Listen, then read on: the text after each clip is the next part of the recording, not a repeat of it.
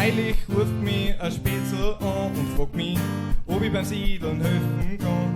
Waren nur 5 Gästen aus dem 6. Stock. Lift gibt's halt keinen, nur dass er mir's gleich sagt. Stiegenhaus ist er ziemlich nieder und heut müssen wir draußen sein, der Vermieter ist schon zwider. Mei, mir hat das gefreut, dass er mich da fragt, drum hab ich top motiviert gesagt. Mei, das ist jetzt blöd, aber ich hab leider Durchfall. Mei, das tut mir leid, aber heut wird's nix. Mami hätt das so gefreut, aber ich hab leider Durchfall.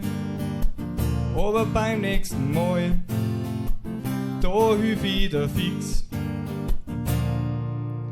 Neulich ruft mich ein Arbeitskollege an und fragt mich, ob ich nicht für einen Mai springen kann. Er misst viel zu Hause und auch ziemlich schlecht. Er hat 40 Grad Fieber und er beidelt's recht.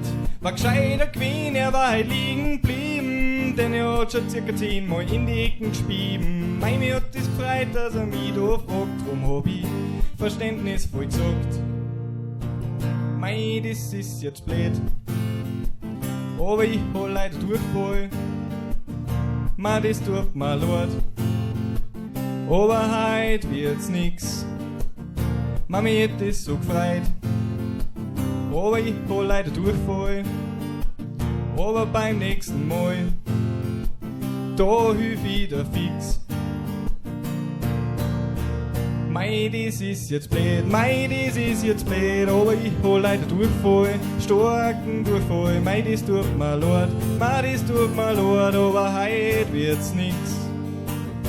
Mami hätt es so gefreut, Mami hätt es so gefreut, aber ich hab leider Durchfall, spontanen Durchfall. Aber beim nächsten Mal, da hilf ich wieder fix.